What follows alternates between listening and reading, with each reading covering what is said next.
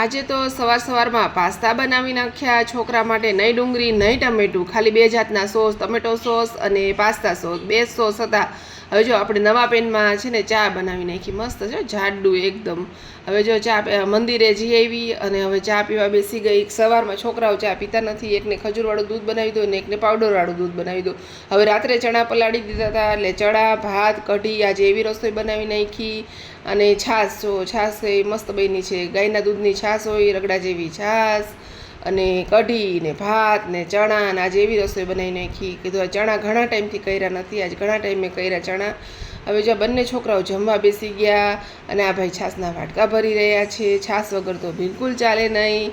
અને જો આ બાજુ હું પણ હવે બેસી જ જઈશ, રોટલી 2-3 કરી, ટિફિન ભરી લીધું મેં અને હવે હું પણ જમવા બેસી ગઈ. અને આજે છે એકમ, ગુરુ અમાસ તો કાલ હતી, કાલનું એકટાણું હતું. આજે તો આપણે શ્રાવણ મહિનો કરતા નથી. આવજો, જય શ્રી કૃષ્ણ, બાય બાય.